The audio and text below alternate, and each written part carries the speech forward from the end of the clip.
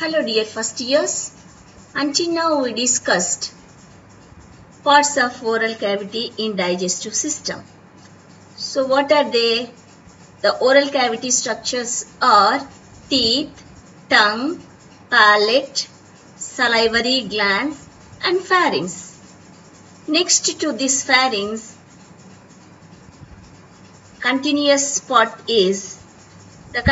part next to this pharynx is esopharynx. So today we are going to discuss anatomy of esophagus. Come on, let us see. What is this esophagus? Esophagus is a narrow part of the alimentary canal extending from the lower end of the pharynx to the cardiac orifice of the stomach. Okay. Esophagus is a narrow part and it is very narrow part. From where to where it is extended? It is extending from lower end of the pharynx to the cardiac orifice of the stomach. This lower end, where this lower end is present at the level of 6th cervical vertebrae or lower border of cricoid cartilage, and the cardiac orifice of the stomach where it is situated at the level of 11th thoracic vertebrae. These are all the landmarks you have to keep in your mind. And it is a muscular tube connecting the throat with the stomach. This esophagus is lined by moist pink tissue called mucosa. The esophagus runs behind the windpipe, that is trachea, and behind the heart and in front of the spine. Just before entering the stomach, the esophagus passes through the diaphragm. Okay, you know the diaphragm, no? So through that diaphragm, the esophagus passes down into the stomach. Okay. And the esophagus is consisting two sphincters, that is upper esophageal sphincter and lower esophageal sphincter.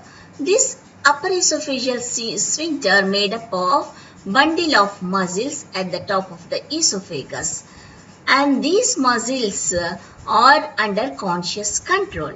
And what is the meaning of conscious control? It is under our control, and we can use this esophageal sphincter or these muscles of this esophageal sphincter when breathing, eating, belching and vomiting. And this upper esophageal sphincter keep food and secretions from going down the windpipe. And next is the lower esophageal sphincter. This is a bundle of muscle at the lower end of the esophagus where it meets the stomach. When the lower esophageal sphincter is closed, it prevents acid and stomach contents from traveling backwards from the stomach. The muscles are not under voluntary control. The muscles of this LE is not under our control like upper esophageal sphincter. Okay. This is a beautiful image. You go through this, the anatomy of the esophagus. See, it is the structure immediately after pharynx. See, this is pharynx continued as a esophagus, tube-like structure, that is esophagus. And see, this is pharynx. Immediately after this pharynx continued as esophagus, and in front of this pharynx is the trachea. Okay, you have to keep in your mind one thing, that is in the throat and in the thoracic, up to the thoracic cavity, the trachea and esophagus runs down parallelly. Okay, in anteriorly the trachea will be there, posteriorly behind that trachea esophagus will be there, and after this esophagus the vertebral columns can be seen. Not those are not in this picture, but you have to keep in your mind. So it lies between trachea and vertebral column. So see, the upper esophageal sphincter is situated here and lower esophageal sphincter, and this is the diaphragm. Through that diaphragm, the esophagus going down and meeting the cardiac orifice. Okay, clear? And next we see the dimensions. Its length is 25 centimeters and diameter is 1.5 centimeters. And let us see the parts of esophagus. The esophagus is divided into three parts, that is cervical esophagus, thoracic esophagus and abdominal esophagus. Means the cervical part is present in the cervical esophagus part is in the cervical region, and thoracic, the esophageal part in the thoracic cavity is known as thoracic esophagus, and in the abdominal region it is called abdominal esophagus. Okay, so the esophagus is divided into three parts, that is cervical esophagus, thoracic esophagus and abdominal esophagus, right? Come on, see this diagram, you can easily understand. This is, see, esophagus, this is immediately the lower end of the pharynx. Okay, lower end of the pharynx up to here the cervical part, and immediately after this cervical part, this is the thoracic region. See arch of aorta and bronchus are there. So in the thoracic region, this is thoracic part of esophagus, and behind this, below this diaphragm, there is abdominal part. Okay, clear? You got idea the parts of esophagus by seeing this image? Okay. Let us see the external appearance of this esophagus. It is a tubular structure which remains collapsed at rest. Okay, it is collapsed at rest, and it shows anterior-posterior curvatures which are similar to those of the vertebral column. So the anterior-posterior diameter of this esophagus is similar to the vertebral column which is present behind this esophagus or posterior to the esophagus. Okay, to which it is closely applied, and then it is flat in upper 2/3 and rounded in lower 1/3. Okay, let us see the important relations of this esophagus with other structures. Okay, I told you that the esophagus is divided into three parts, is cervical part, thoracic part and abdominal part.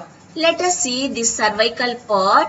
This cervical part, from where to where it is extended, and what are all the structures related to this cervical part of esophagus. Okay, the esophagus extends from the cervical part of esophagus extends from the pharyngoesophageal junction. What is this? Where the pharynx become as esophagus, continued as esophagus, that part is called pharyngoesophageal junction, and up to the suprasternal notch. You know na, suprasternal, in the thoracic cavity, breastbone is there, sternum, got idea? So sternum, in the sternum, suprasternal notch is there, no? Up to that suprasternal notch, the cervical part of esophagus extended. So pharyngoesophageal junction to the suprasternal notch, the cervical part of esophagus extended, and it is about 4 to 5 centimeters long, and posteriorly it is having vertebral column, and laterally sides carotid sheath and its contents, and anteriorly in front of esophagus, anteriorly it is related with the trachea. Okay, and one thing you have to keep in your mind, between this trachea and esophagus, one groove is there. Through this groove, laryngeal nerves ascend. Okay, So the laryngeal nerves ascends in the groove between trachea and esophagus. And next part of esophagus is thoracic part. This thoracic part extends from the suprasternal notch to diaphragm. From where to where? From suprasternal notch to diaphragm. And the relations are posteriorly vertebral column as usual continuously, and anteriorly from above downwards it is related with the trachea, left bronchus, right pulmonary artery, left atrium and diaphragm. Okay, so in coming slide I am going to show this parts in diagram. Don't worry. The esophageal plexus of nerves surrounds the esophagus on all sides. The esophagus all sides surrounded by esophageal plexus. What is this esophageal plexus means? The plexus is the network of sympathetic and parasympathetic nerves. Okay, so these sympathetic and parasympathetic nerves unitedly known as esophageal plexus. This esophageal plexus surrounds the esophagus in all sides. Okay, on either side of esophagus, mediastinal pleura of the lungs present. Okay, that is about thoracic part. Understood all of you from where to where it is extended and what are all the related parts of this thoracic part discussed. Okay, next is abdominal part. This abdominal part extends from the diaphragmatic hiatus to orifice of the cardiac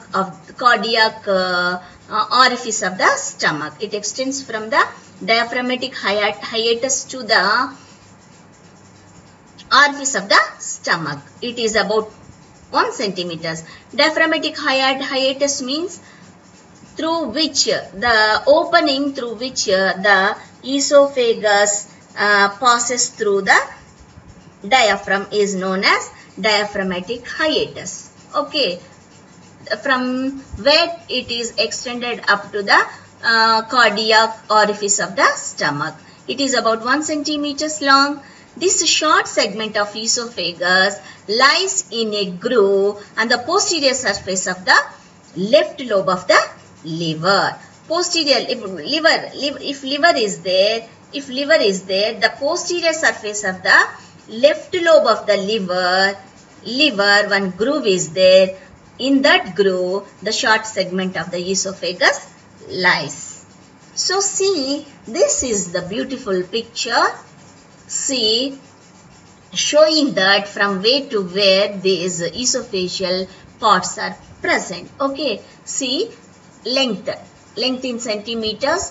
So 0 from starting point is upper central incisors. From this upper central incisors up to 15 centimeter. After this 15 centimeter, there is upper esophageal sphincter, is it not? From this upper esophageal sphincter up to sternal notch, the cervical esophagus present. See here.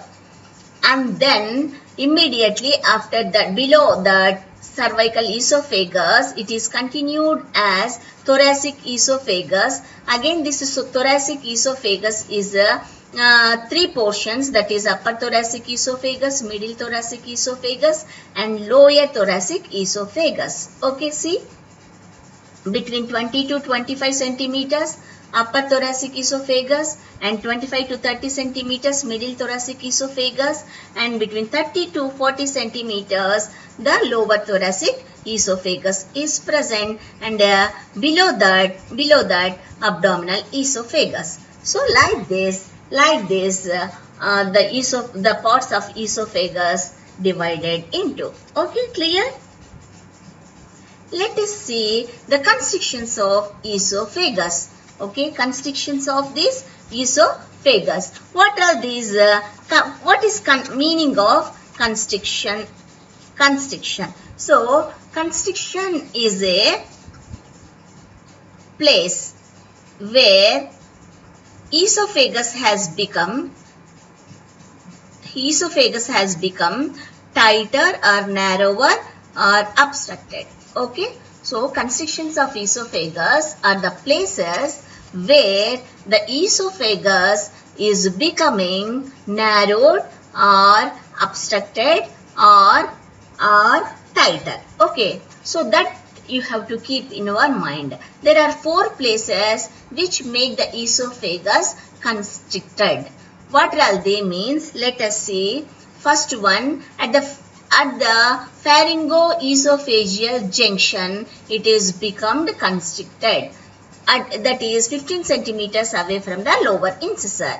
And next constriction is at the point where it is crossed by the arch of aorta, that is 21.5 centimeters away from the lower incisors. And at the point where it is crossed by the bronchus, it is 27.5 centimeters away from the incisors.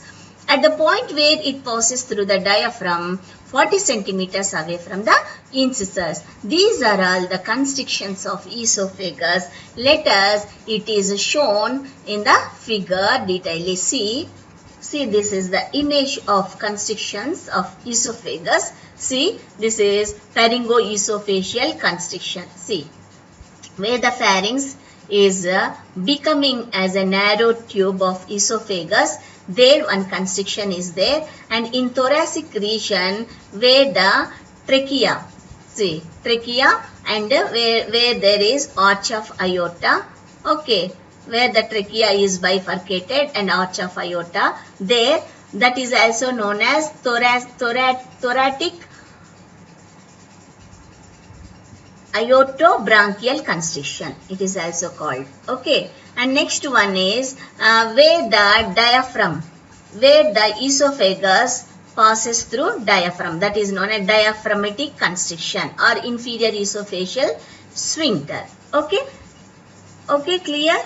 Clear? These are all the 4 constrictions we can see on the esophagus. Okay, see, this is the same figure which we can see the constrictions. Okay, constrictions where you see the upper esophageal sphincter 15 centimeters away from the incisors and like this. Okay, clear? Let us see the blood supply. The blood supply of esophagus. I told you that esophagus is segmented. The blood supply of the esophagus is segmental.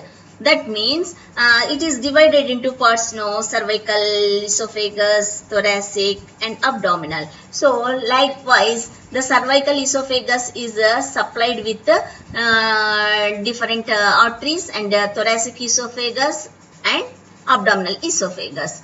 This cervical esophagus is supplied with branches of inferior thyroid artery. Okay, and thoracic esophagus is supplied with branches of bronchial arteries. Okay, branches of bronchial, see, branches of bronchial artery. Okay, okay, and abdominal esophagus is supplied with branches from left gastric and inferior phrenic artery. Okay, likewise, the blood supply is segmented in this esophagus. Okay, clear? Cervical esophagus is supplied with branches from inferior thyroid artery, whereas thoracic esophagus branches from bronchial arteries and aorta, and abdominal esophagus is supplied with branches from left gastric and inferior phrenic artery. Okay, clear? Let us see lymph drainage. So the lymph drainage of this esophagus also separated.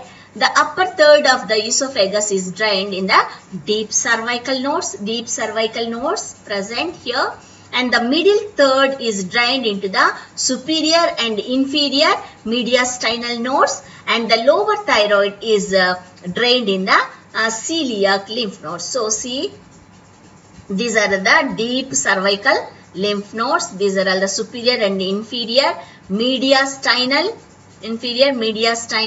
and this last lower third is celiac lymph nodes. Okay, clear? Through these lymph nodes, the lymph will drain.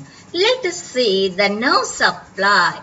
The nerve supply of this esophagus is by sympathetic fibers from the sympathetic trunk, and the parasympathetic supply comes from the vagus nerve. Vagus nerve gives this parasympathetic supply to the esophagus, and then inferior to the root of the lungs, the vagus nerves join the sympathetic nerves to form. So vagus nerve, that is vagus nerve, that is parasympathetic supply and sympathetic supply, both are form a network. I told you previously, that is known as esophageal plexus. Okay, the left vagus lies anterior to the esophagus and the right vagus lies posterior to the esophagus. Okay, clear? See the diagram, then you will easily understand. Okay, that's all about esophagus. Okay, so I will conclude my topic today.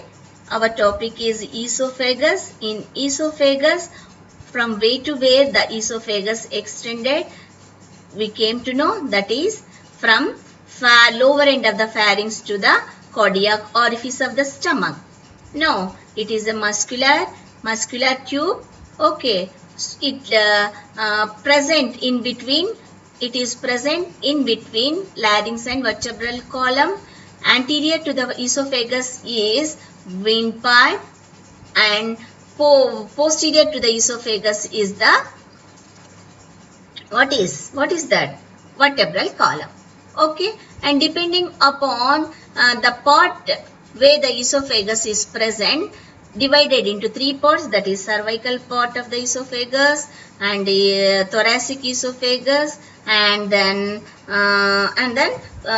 thoracic esophagus and abdominal esophagus. And constrictions we came to know, where the constrictions of esophagus we discussed, and we discussed the relations of the part, cervical part, thoracic part, and then abdominal part, and supplies, that is arterial, which is the arterial supply, and which is the nerves, which is the venous supply, and what is the nerve supply. All these are all we discussed in this esophagus anatomy.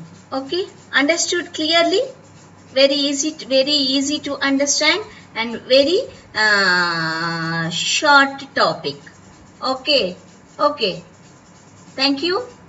If you have any doubts, you please call me and clarify your doubts. Okay.